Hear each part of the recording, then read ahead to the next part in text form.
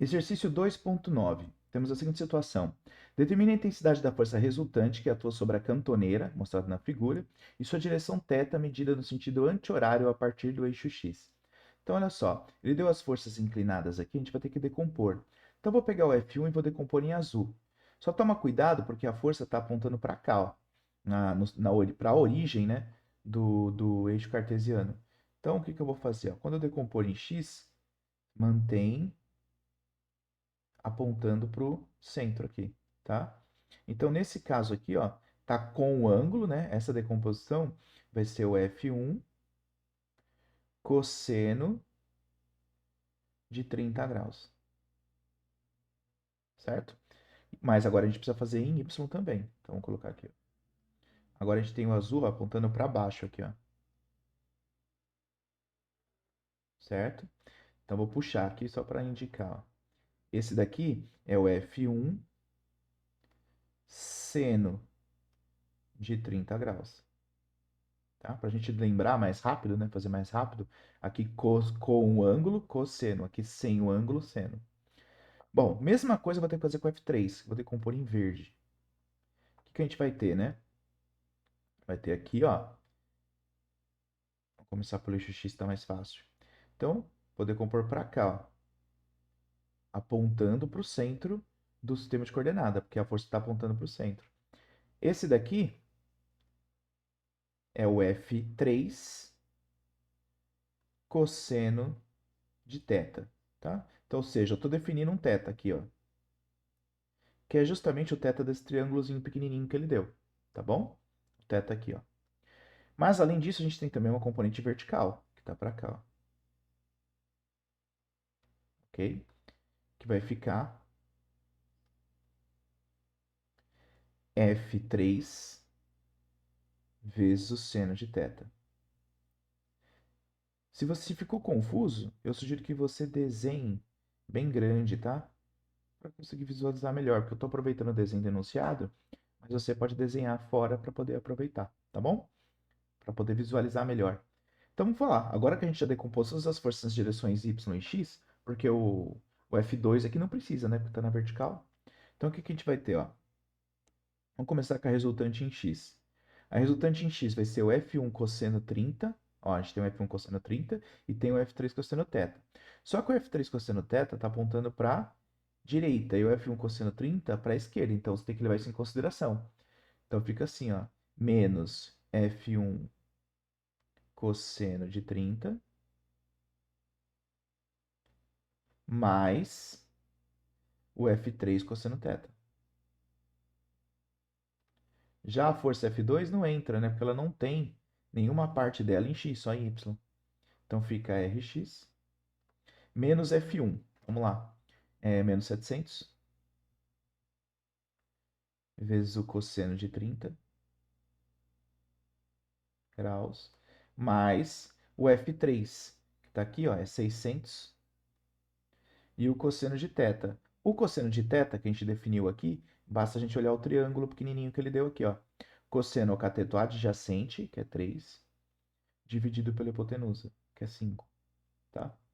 Fazendo essa conta, a gente descobre que o Rx, eu já anotei aqui, vai dar menos 246,22 newtons, tá? Ótimo, achamos o Rx.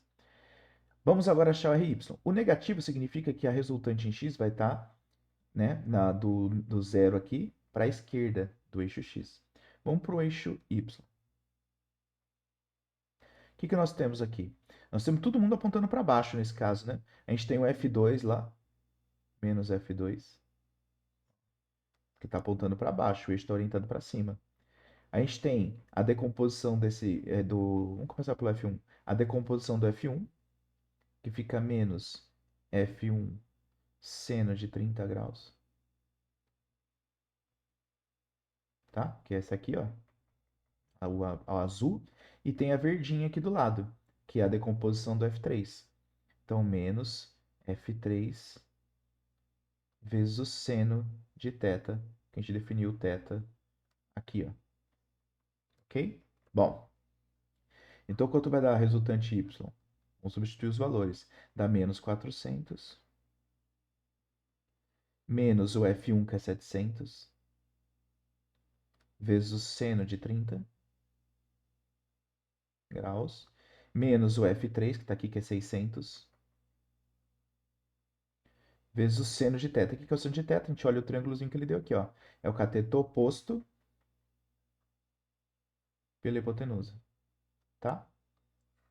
Então a gente descobre, fazendo essa continha aqui, que o RY será menos 1230. Ótimo.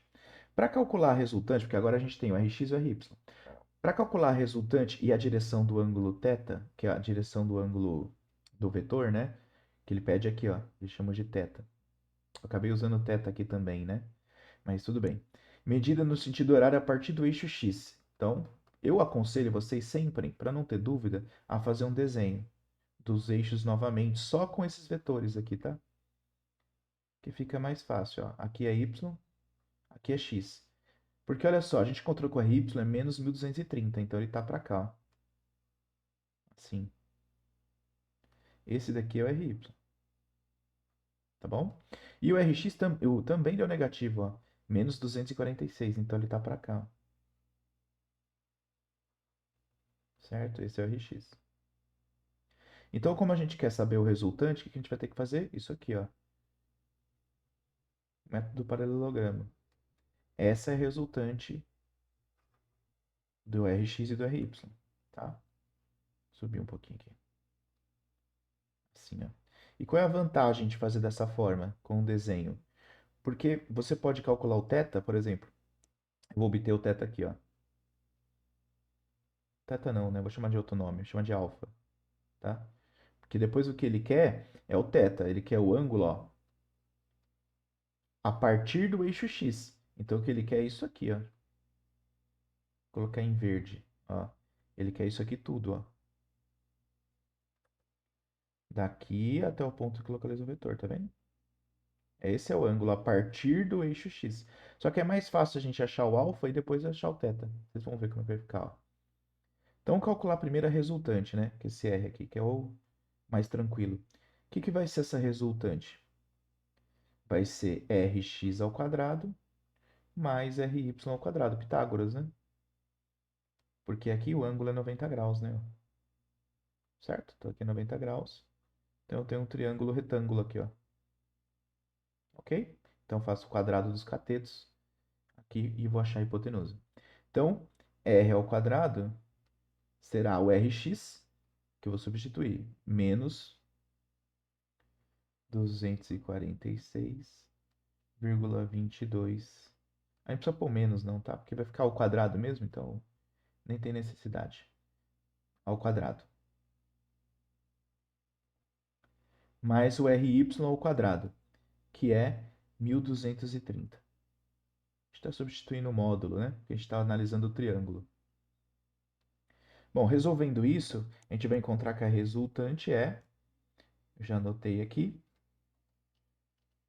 dá 1254.